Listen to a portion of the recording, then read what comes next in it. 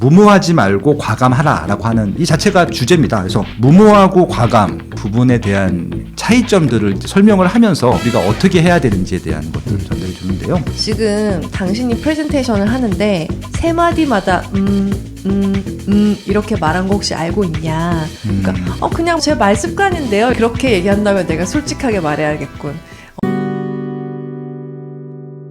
세계 최고 멘토 30인의 마스터 클래스 거인들의 인생 법칙. 안녕하세요. 여러분들이 만나고 싶은 책과 작가를 만나는 북플랫폼 다독다독 책장을 열겠습니다. 네, 안녕하세요. 안녕하세요. 와. 안녕하십니까. 우리 다독다독 계속 들어주시는 분들 항상 감사함을 가지고 있는데요. 감사합니다. 저희가 팟캐스트에서 시작해서 유튜브까지 그리고 요즘에는 정말 쇼폼도 해야 한다고 해서 정말 리리스와 쇼츠까지 만드느라 저희가 노력을 하고 있는데요. 그래서 어떻게 하면 더 좋은 책 만나고 좋은 작가님 만날지 항상 좀 고민을 하고 있죠. 오늘은 이런 고민을 함께 해온 분이라고 할 수 있는데요. 미국에서 해오신 분이죠. 스콧 밀러라는 작가님의 거인들의 인생 법칙이라는 책을 가지고 왔는데요. 이 스콧 밀러라는 분이 스콧 밀러의 온 리더십이라는 그 팟캐스트가 있어요. 거기서 저희처럼 일주일에 한 번씩 정말 세계적인 작가님들, 저술가들을 모셔서 이야기를 하는 시간을 가져왔더라고요. 그래서 우리도 영어로 진행되긴 하지만 온 리더십을 유튜브나 팟캐스트로 볼 수가 있습니다. 이분이 굉장히 많은 분들을 만나왔는데 그 중에서 내가 정말 인생에서 배울 것들, 이 거인들에게서 배울 것이 무엇인가 해서 거인들의 인생 법칙이라는 책으로 30분만 딱 정예 멤버로 펴내신 그런 책입니다. 굉장히 유명한 분들도 많고요. 저희가 잘 알지 못했지만 그 분야의 굉장한 전문가들, 저자들도 굉장히 많아요. 그래서 여기서 우리가 어떤 걸 배울 수 있는지 빠숑님, 드리머님 제가 각각 저는 이 부분이 제일 좋았어요 라고 얘기하면서 진행을 해보려고 합니다. 네. 빠숑님부터 해볼까요? 네. 관심이 갔는지. 참 독특한 게 네. 참 30명이 같은 분야이지 않은데 같은 연관되는 뭔가가 있는 것처럼 느껴졌었고요. 그리고 또 다른 분 그다음에 또 이게 같은 분야인데도 좀 다른 특장점들이 있어서 30인 30세이라고 하는 네. 것들을 좀 이렇게 뽑아먹는 재미가 있었던 책이었던 것 같고요.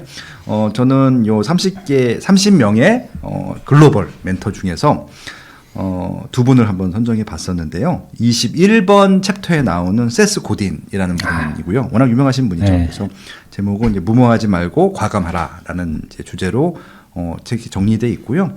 한 분 더 하면은 저희도 다뤘던 책 중 저자 중에 한 분이셨는데 브랜든 버처드라고 하는 분이 있습니다. 그래서 우수한 결과를 대량 생산하라라는 주제였었는데 이 두 가지가 제일 좋았었습니다. 네, 네. 이야기해 주세요. 네, 바로 그냥 하면 될까요? 네. 세스 고딘부터. 네. 아마 세스 고딘은 아마 그 이분의 얼굴도 대부분 알고 계실 것 같아요. 되게 좀 마케팅적으로 굉장히 많은 성과를 내셨던 분이고 이분의 삶 자체가 마케터이기도 하신데 이 저자분부터 좀 설명하면은 이 내용들을 이해하는 도움이 될 것 같아서 간단하게 저자 소개부터 좀 하고 그렇게 좀 시작을 해보도록 하겠습니다. 이분은 저하고도 좀 공통점이 있어서 좀 그 부분부터 말씀을 드리는데 이분은 처음 유명해진 게 블로그였어요. 12년 동안 정말 하루도 안 거르고 블로그를 쓰고 있습니다. 진짜 하루도. 제가 이 방송을 녹음하고 있는 오늘도 확인해 봤거든요. 오늘도 올라왔어요. 야, 대단하다. 예, 그래서 제가 진짜 빠숑님 같대요. 비슷하시네요, 진짜. 네. 아무튼 세스 고딘에 대해서 좀 살짝 설명을 드리면은 미국 작가라는 것들은 다 아실 것 같고요. 말씀드린 대로 마케팅, 비즈니스 임원이셨었고요. 아내하고 아들 둘하고 뉴욕에 살고 있습니다. 뉴욕이라고 하는 것이 중요한 이유 중에 하나가 전 세계에서 마케터들이 가장 좋아하는 도시이기도 하고 거기서 많은 마케팅 활동들이 이루어지고 있다는 것들을 염두에 두시면 아마 이 내용을 이해하실 수 있을 것 같고요. 그러니까 이 분이 이제 실질적으로 다양한 회사들 만들기도 하고 엑시트도 했는데 그 시작은 되게 미미했었는데 책 포장 회사부터 시작을 했는데 그것들을 마케팅으로 성공한 다음에 엑시트를 하는 그런 것들도 프로파일에 있고요. 그리고 실질적으로 이런 마케팅에 대한 것들에 대한 노하우가 쌓이다 보니까 여러 가지 유명한 회사에서 스카우트 제의가 들어와서 뭐 예를 들어서 뭐 야후에서 일하기도 하고요. 그 야후에서 조그만 회사를 만들어서 일하기도 하는데 그 과정에서 오히려 이분이 기업 활동을 하는 것들보다는 사람들한테 이런 글을 쓰고 전달하는 데 좀 특화된 것들이 좀 부각이 돼서 책을 썼고 아마 그때부터 본격적으로 블로그를 썼던 것 같아요. 그래서 이제 블로그 썼던 것들을 모아서 책을 내게 됐는데 그게 대박이 났던 그런 저자라고 봐주시면 될 것 같고요. 우리가 알고 있는 책 중에서는 많은 책들이 있을 텐데 저는 이제 이분 썼던 책 중에서 이카루스 이야기가 일단은 많은 분들이 읽기 제일 편할 것 같고요. 우화식으로 엮었기 때문에 마케팅 얘기이기도 하지만 그런 부분들이 있습니다. 그래서 실질적으로 물건을 어떻게 팔고 어떻게 사는지 뭐 이런 것들도 중요하지만 사람들과의 인간관계 그리고 또 내 이런 경력들을 어떻게 보면 좀 업그레이드 시키는 데 있어서 어떻게 좀 노력을 해야 되는지 뭐 그런 부분들에 대해서 좀 집중하고 있다라고 좀 봐주시면 될 것 같아요. 그리고 이제 이 저자 스콧 밀러라고 한 저자는 실질적으로 세스 고딘과 알고 있는 사이예요. 그래서 이 책에 나온 얘기들은요, 실질적으로 세스 고딘에 나온 책 얘기가 아니라 이 세스 고딘과의 어떻게 보면 일상적인 인터뷰를 통해서 알고 있었던 그 파트라고 봐주시면 될 것 같고, 그래서 이 책에 나온 에피소드랑 그 얘기들을 좀 설명을 드리고자 합니다. 그래서 이제 이 책의 주제가 뭐냐면은 무모하지 말고 과감하라라고 하는 이제 제목인데 파트 제목인데 이 자체가 주제입니다. 그래서 무모하고 과감 부분에 대한 차이점들을 설명을 하면서 우리가 어떻게 해야 되는지에 대한 것들을 전달해 주는데요. 결국은 이제 무모함과 대비되는 과감함이 어떤 의미가 있는지 실질적으로 이것들이 굉장히 디테일하고 작은 차이가 있기 때문에 구분을 못하기 때문에 그래서 일단은 이 과감함이라고 하는 것은 좀 긍정적인 메시지가 있을 것 같고 무모함은 좀 부정적인 메시지가 있을 텐데 많은 분들이 무모함이라는 행동을 하고 있는데 본인들은 과감하다라고 생각을 하고 있는 것들이죠. 그래서 오히려 자기의 무모함을 강점으로 받아들이는 경우가 많다라고 하는 것들이 일단 화두를 던진 거예요. 그리고 이제 이 과감하게 하다 보면 사람들이 반응이 좀 오잖아요. 그 반응들이 일상적인 것보다 훨씬 더 많기 때문에 거기서 적극적인 피드백 때문에 어떻게 보면 짜릿함을 느낄 수 있는 그런 부분들이 좀 느껴진다고 해서 심지어는 본인은 과감하고 상대방한테 무모한 행동들을 자꾸 반복적으로 하는 경우가 있어서 더 큰 상처를 주거나 더 큰 문제를 일으키기도 하다. 뭐 그런 얘기들이 책에 나오기도 합니다. 그러면 결국은 이 둘의 차이를 좀 구분해야 되는데, 그 부분이 저는 굉장히 좀 인상적이었던 것 같습니다. 일단 공통점부터 말씀을 드리게 되면은, 일단은 예를 들어서 거침없이 말한다라는 측면을 가지고 좀 예를 들 수가 있는데, 가장 큰 차이점이 뭐냐면은 무모함과 과감함은 실제로 누구를 위하고 있느냐, 누구를 위해서 이렇게 행동하느냐를 가지고 판단을 하면 좋겠다라고 이 책에서는 얘기를 하고 있거든요. 그래서 예를 들어서 이제 무모한 행동은 자만심을 채우고 일반적인 사람이 가져야 되는 성품에서 멀어지는 경향들이 있는데 사려 깊다기보다는 충동적이고 이제 멀리 바라본다기보다는 근시안적으로 하는 태도들을 보통 무모하다라고 하는데 이 무모함의 한 가지 특징은 결국은 한 단어로 얘기를 하게 되면은 이기적인 거라고 정의를 해볼 수 있는 것들이죠. 근데 이에 비해서 과감함은 좀 다른데 무모함과 가장 큰 차이점은 이타적이라는 겁니다. 굉장히 큰 차이점이죠. 그래서 실질적으로 이 행동으로 누군가를 도우려고 하는 것들이 목적에 있어야 되고 그렇게 하는 행동이어야지 과감함이 필요한 것들입니다. 그래서 뭐 그냥 생각한 대로 말하거나 그냥 옳다고 생각한 대로 결정하게 되면은 이거는 요거만 가지고는 무모함인지 과감함인지 알 수가 없는데 실질적으로 궁극적으로 누구를 위하고 있는 행동이냐 태도냐 말투냐에 따라서 나누어진다라고 하는 것들을 세스 고딘이 스콧 밀러한테 조언을 한 거예요. 그래서 이제 요 왔다 갔다 하는 선이 좀 애매하기 때문에 그 부분들에 대한 훈련이라든지 민감함, 그러니까 본인이 의식하고 해야 된다는 것들이 필요한 것들이죠. 그래서 여기서 이제 이런 화두를 던져보면은 좀 단번에 알 수 있다라는 말을 해주고 있는데요. 나의 행동은 깊은 가치관과 삶의 목적에 맞는가, 어긋나는가. 그러니까 가치관이 있어야 된다는 것들이고요. 이렇게 함으로써 내가 치러야 되는 대가들은 무엇인지도 한번 같이 생각해 본다고 하면은 내가 그냥 어떤 행동이나 말을 하기 전에 과감하게 하기 전에 이것들이 정말 누구한테 도움이 주거나 내 가치관에 맞는지를 확인해 보고 할 수 있다. 그런 얘기를 해주고 싶은 것 같아요. 그래서 실질적으로 무모한 사람들은 여기서 어떤 표현을 쓰냐면요. 놀리기 좋아하는 사람. 이라는 표현을 썼고요. 이거는 이 책에 따라서 좀 해석이 다른데 못된 사람이라고 해석한 부분들도 있다고 해요. 그러니까 좀 나쁜 것이죠. 근데 실질적으로 과감하게 행동하는 것들은요, 실질적으로 이제 용기라고 하는 것들, 그러니까 이제 남들이 못하는 것들을 대신해 줄 수도 있는 것들이니까 용기라고 하는 부분들이 포함이 되어야 되는 부분들도 있다. 이렇게 생각하시면 조금 더 과감한 행동들에 대한 구체성이 좀 있을 것 같습니다. 그래서 이렇게 무모함과 과감함을 구분하는 것만으로도 세스 고딘이 얼마나 마케팅적으로 사람들을 응대하거나 일 처리를 할 때 정말 디테일하게 접근했었는지, 그래서 성공적인 마케터가 될 수 있었는지를 알 수 있는 파트였다고 좀 생각이 들었습니다. 네. 두 번째 제가 선택한 파트는 네. 브랜든 버처드라고 하는, 저희가 지난번에 다뤘어요. 백만전자 메시지라고 하는 네. 책으로 개인적으로 굉장히 좋아했던 책이어서 그 책을 다뤘었고, 그래서 이제 이 30인의 여기 나오는 멘토 중에서 제가 한 5분 정도는 아는 것 같은데 그 중에 한 분이셨기 때문에 좀 적극적으로 좀 다뤄봤습니다. 네. 세계에서 가장 성공한 코치, 자기 개발 멘토로 표현하고 있고요. 이분도 아마 그렇게 평가를 하고 있는 것 같고요. 특히 이제 식스 헤빗이라고 하는 책을 가지고 이분을 소개하고 있는데, 간단하게 이제 브랜든 버처드라는 분을 설명하게 되면은 말씀드린 대로 자기 개발 코치예요. 그래서 실질적으로 자기 개발 파트만으로도 성공할 수 있고, 어떻게 하면 성공하는지에 대해서 이제 100만전자 메시지라고 하는 저희가 다뤘던 그 책에서 설명하고 있다는 것들이고요. 그래서 이제 그것들을 구체적으로 강의를 하거나 이제 코칭을 해야 되다 보니까 그 강의 이제 커리큘럼을 만든 것이 바로 식스 헤빗이라고 했던 책인데요. 그 책도 한번 소개해 드릴까요? 이 책입니다. 한국에는 1919년도 나왔던 책인데 책이 두껍습니다. 근데 대부분 다 자기 개발서가 두꺼워요. 왜냐하면은 이제 몇 가지 원칙을 정한 다음에 원칙에 대한 구체적인 액션 플랜들을 짜는 것들이기 때문에, 마찬가지로 이 책도 6가지 원칙을 만들고 내 삶을 어떻게 바꾸는지에 대한 것들을 이제 정리해주고 있는데, 기본적으로 이제 결국은 이제 마케팅적인 것들을 하기 위해서는 개인의 브랜드를 만드는 노력을 하는 것들이고, 개인적인 브랜드가 있어야지 이것들을 팔면서 우리가 수익을 올릴 수 있다. 본인의 그런 영역에서 열심히 활동하던 사람들이 자기도 모르게 보통 그렇게 그 단계까지 가신 분들이 있거든요. 그러면 결국은 이 브랜든 버처드가 성공하게 된 이유가 뭐냐? 이 식스 헤빗이라고 하는 것들을 꾸준히 한 거예요. 꾸준히.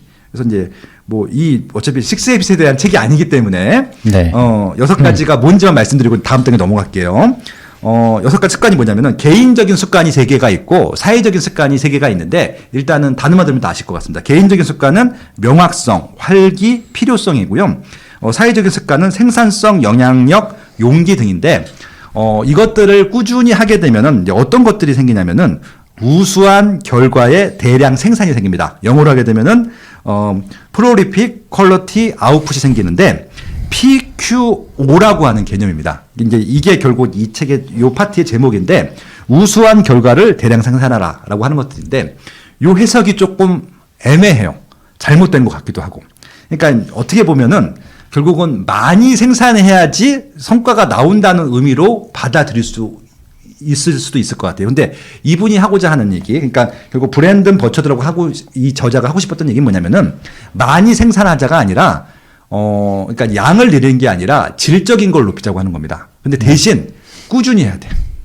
결국은 꾸준히 하면은 이 자체가 양이 많아 보이는 것도 있잖아요. 그래서 단기간에 많이 생산해서 단기간 성과를 내는 것보다는 꾸준히 양질의 결과물을 만들어내서 결국 어느 순간 이분의 아까 오프라 윈프리라든지 스티브 코브의 단계에 가 있는 사람이 되었다는 것들을 보여주고 싶었던 것 같아요. 실질적으로 이 우수한 결과를 대량 생산하라고 하는 것은 양을 많이 만들려고 노력하지 말고 좋은 품질의 결과를 내려고 노력하는 것들이 더 중요하고, 그것들을 꾸준히 이어가자라고 했던 게 이제 이 책의 파트였었고, 식스 헤빗의 주제라고 보시면 될 것 같습니다. 이렇게 한번 우리 삶에 이런 식스 헤빗을 활용함으로써 브랜든 버처드처럼 유명하지 않았지만 유명한 사람의 반열에 올라서 그걸로 본인의 브랜드를 팔면서 자기 개발 코칭을 하면서 엄청난 매출을 올리고 있는 것처럼 한번 해보자라고 하는 것이 이 책의 주제였던 것 같습니다. 네. 네. 저는 그 말씀 듣다 보니까 그릿이 떠오르거든요. 그릿. 그릿이라는 게 사실 뭐 꾸준함이나 투지나 이런 부분도 얘기를 하지만, 제가 지금 굉장히 더 기억에 남고 도움이 된다고 생각한 이론은 의식적인 연습이었어요. 그냥 하는 게 아니고, 그냥 양을 늘리는 게 아니고, 질은 양에서 나온다 이런 말도 있지만 의식적으로 훨씬 나은, 지금보다 나은 걸 만들고 있는가에 대한 거, 그리고 거기에 대한 피드백을 누가 줄 수 있는가, 그런 연습을 해야만 좋은 결과를 낼 수 있다라고 얘기를 했었거든요. 그래서 사실 더 나은 걸 만들고 그걸 꾸준히 해라. 그런 얘기가 굉장히 좀 어렵게 들릴 수 있지만 그 답은 좀 의식적으로 이거보다 훨씬 나은 걸 내가 만들고 있는가에 대해서 굉장히 신경을 쓰라는 얘기인 것 같아요. 근데 어떨 때는 그냥 하던 대로 하잖아요. 하던 대로 하는 것만으로도 잘했어 라고 하는데 지금 내가 이전보다 더 나아졌는가? 이렇게 쇄신했는가? 이런 것들에 대해서 계속 생각해보는 태도가 너무 좋을 것 같습니다. 네. 네. 다음은 로사님이 네. 어떤 거 고르셨는지. 저는 11장 완전하게 솔직하라. 네, 킴 스콧 작가님과 스콧 밀러님과의 대화 그리고 일화로 이어지는 내용인데요. 이 부분을 내가 좀 꼭 배워야겠다. 이 법칙을 꼭 배워야겠다라고 꼽았습니다. 그래서 여기 나오는 내용은 팩트에 대한 내용이에요. 팩트. 일을 할 때 저 친구가 지금 솔직히 이렇게 하고 있네 느껴지잖아요. 지금 저걸 되게 못하고 있다. 저 부분이 지금 부족하다라고 느낄 때 그걸 어떻게 전달하냐에 대한 문제이기도 한 것 같아요. 우리가 일을 하다 보면 그분이 상사이든 또 같이 일한 동료이든 나보다 경력이 어린 친구이든 이 친구가 지금 이렇게 하고 있는데 이걸 어떻게 말하지? 근데 한국 사람들은 그걸 말하는 걸 너무 어려워하거든요. 그래서 그냥 말 안 해주거나 아니면 나중에 뒤탈이 나는 거를 기다렸다가 얘기를 하거나 그렇게 하게 돼요. 근데 여기 어떤 일례가 나오냐면 이제 구글에서 애드센스를 이렇게 하고 있습니다. 굉장히 좋은 성과가 났어요라고 발표를 한 직원이 한 거예요. 근데 이제 막 그 구글에 높으신 분들이 와 애드센스가 이렇게 잘했다고? 아 정말 멋진데? 그럼 이런 결과를 내려면은 어떻게 해야 돼? 이런 결과를 계속 지속적으로 내려면 내가 뭘 도와줘야 되지? 이런 식으로 회의를 마치고 너무 기쁜 마음에 회의장을 나왔는데 상사가 부르는 거예요. 그래서 나 칭찬해 주려고 하는 분위기가 아닌 것 같은데 뭐지? 내가 막 하이파이브하고 이럴 줄 알았는데 잠깐 내 방으로 오지 이렇게 얘기를 하는 거예요. 그래서 갔더니 지금 당신이 프레젠테이션을 하는데 세 마디마다 이렇게 말한 거 혹시 알고 있냐? 그러니까 그냥 뭐 제 말 습관인데요. 이렇게 대답을 했대요. 그러니까 나는 너무 발표를 잘했으니까. 성과도 좋았고. 네, 성과도 너무 좋았고 그러니까 그렇게 얘기한다면 내가 솔직하게 말해야겠군. 세 마디마다 이라고 말하면 멍청해 보여.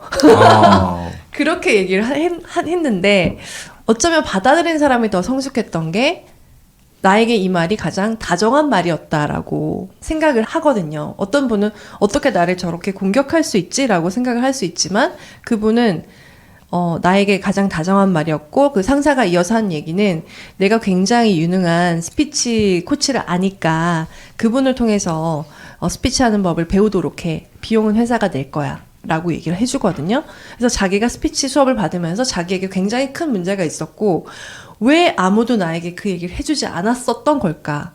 이분은 어떻게 나에게 해줄 수 있었고 내가 그간 굉장히 오랜 경력을 쌓는 동안 왜 나에게 그 말을 아무도 안 해줬던 거지? 마치 이빨에 시금치가 낀 채로 회사 생활을 한 것 같다 라는 표현을 하거든요.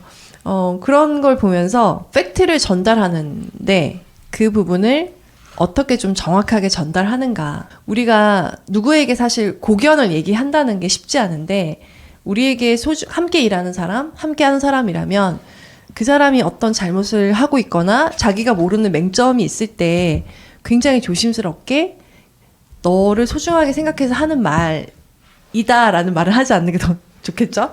하지만 그 태도로 얘기를 해주면 그 사람이 때로는 굉장히 얼굴이 화끈거리고 좀 놀라고 좀 듣기도 싫고 곤란하겠지만 굉장히 나중에 생각했을 때 아, 그 말을 내가 받아들이고 그 말을 해줬다는 것이 굉장히 고마운 거구나라고 깨달을 수 있을 것 같아요. 그래서 여기 항상 장마다 통찰과 질문이 나오거든요. 그래서 여기서 얻을 수 있는 통찰은 리더로서 익숙한 영역에서 벗어나 팀원과 논의하기 어려운 문제를 논의하라. 그들에게서 피드백을 구하고 그 대가로 피드백을 주어라. 그들이 직장에서 받을 수 있는 최고의 선물이 될 것이다. 그래서 질문은 어떻게 하면 주위 사람이 놓치는 맹점을 더 잘 인식할 수 있을까? 또 어떻게 하면 자신의 맹점을 더 잘 인식할 수 있을까? 혹은 그 맹점에 대해서 들을 수 있을까에 대해서 생각해 보라 라고 얘기를 하거든요. 그래서 잘 되는 회사들은 그런 얘기들을 더 많이 하는 회사가 아닐까. 너 지금 솔직히 말해서 이렇게 하고 있어. 라고 정확한 피드백을 줄 수 있고 서로 성장할 수 있게 얘기해 줄 수 있는 그런 분위기를 만들면 좋을 것 같아요. 네. 최근에 그 드라마 본 것 중에 재밌었어요. 대행사라고 아, 네. 이보영 보지는 나오는 못했어요. 예, 네. 광고 대행사 이야기인데 거기가 그런 분위기인 것 같아요. 굉장히 독서를 하잖아요. 그 주인공이. 이보영이. 예, 네. 근데 그 후배들이 너무 좋아하고 그냥 오히려 더 그 업무도 훨씬 잘 되고 클라이언트 보기도 훨씬 좋은 거예요. 그래서 아마 똑같은 그런 네. 경우가 아닐까 싶어요. 그런 얘기를 아예 안 하고 음. 저한테는 이제 CEO님들이 고민 얘기할 때도 있거든요. 아, 걔가 쟤 그러는데 지가 잘하는 줄 아는데 그거 아닌데 얘기를 못 하겠어. 이런 분들 굉장히 많죠. 특히 요즘 MZ와의 그런 갈등 뭐 이런 얘기에서도 나는 이런 생각을 하는데 그만둘까 봐 얘기 못 하겠어. 그러니까 그런 생각도 되게 많이 하니까 근데 분위기 자체를 상사한테도 그렇게 솔직하게 얘기할 수 있고 좀 서로 피드백 줄 수 있는 그런 분위기를 만들면 굉장히 좋을 것 같습니다. 네, 그게 더 빨리 해결하는 길이다. 라고 얘기하고 있고요. 그 다음 제가 꼽은 부분은 4장의 감정적 민첩성을 발휘하라. 그래서 여기 수전 데이비드 작가님과의 어떤 이야기들, 거기서 배운 것들에 대해서 얘기가 나오는데요. 이 수전 데이비드 님이 심리 치료사이자 연구자이자 강연자이자 정신과 의사이기도 한 거예요. 그러니까 이분은 굉장히 인간의 정신과 심리에 대해서 굉장히 다양한 방면으로 연구하고 부딪혀 온 분인 거죠. 그래서 저는 사실 내가 틀릴 수도 있습니다에서 좀 떠오른 것과 좀 맥락이 비슷하다는 느낌을 받았던 게 내가 어느 날 되게 화가 났을 때 그게 나 화나 이렇게 생각하는 게 아니라 내가 화가 났다고 생각하는구나. 화를 느끼고 있구나라고 그런 감정적 민첩성을 발휘하라라고 얘기를 하고 있어요. 그래서 내 감정과 동일시하지 말고 지금 저 사람이 잘못된 것 같은데 라고 생각하는 게 아니라 내가 잘못됐다고 생각을 하고 있구나. 근데 이게 팩트인가 아닌가에 대해서 생각을 해보라. 그런 민첩성을 발휘하라는 데서 이 책의 저자이신 스콧 밀러님이 굉장히 많은 걸 느꼈다. 내 인생이 좀 바뀌는 생각을 했다라고 얘기를 하시거든요. 그래서 정서와 의견과 감정을 팩트와 혼동하는 게 인간의 본능이다. 그러니까 어떤 생각이 올라왔을 때 그 안에 팩트도 좀 섞여 있고요. 기분 나쁜 것도 섞여 있고요. 그리고 이렇게 하면 안 되는데도 섞여 있는 거예요. 그게 다 함께 섞여서 올라오거든요. 근데 이거 굉장히 민첩하게 가릴 수 있어야 한다. 그게 되게 쉽지 않지만 우리가 훈련을 하면서 해봐야 한다. 근데 이 가르침이 자신에겐 굉장히 혁신적인 통찰이었다라고 얘기를 하고 있습니다. 네, 저는 이렇게 이 두 챕터를 꼽아봤어요. 네, 그래서 저는 조금 솔직한 피드백, 좀 맥락이 비슷했던 것 같아요. 그러니까 팩트라고 그쵸? 하는 측면에서 두 개가 네, 공통점이 있었던 것 팩트라는 같아요. 측면에서 어떤 팩트를 잘 전달하고 내 감정과 이런 것들이 팩트에서 온 건지 아닌지에 대해서 잘 가리고 그런 부분에 좀 더 뭔가 마음의 공감이 일어났던 것 같습니다. 네. 되게 재밌는 게 얘기 듣다 보니까 빠시 형님은 아무래도 회사를 운영하시다 보니까 좀 마케팅적인 측면에 조금 관심이 더 네. 가서 그러네. 그런 걸 좀 주로 보시게 된 것 같고 로사님은 이제 팩트와 요즘 내 감정 네, 이런 그쵸. 것들에 대해서 좀 네, 그런 관심이 더 가는 맞아요, 것 같고 맞아요. 그러네요. 네, 저도 이렇게 보다가 30개의 이야기가 있는데 그 중에 좀 와닿는 이야기들이 꽤 있었거든요. 네. 그 중에 이제 제일 내가 좀 이거는 이야기하고 싶다라고 싶었던 것들 두 가지 꼽았을 때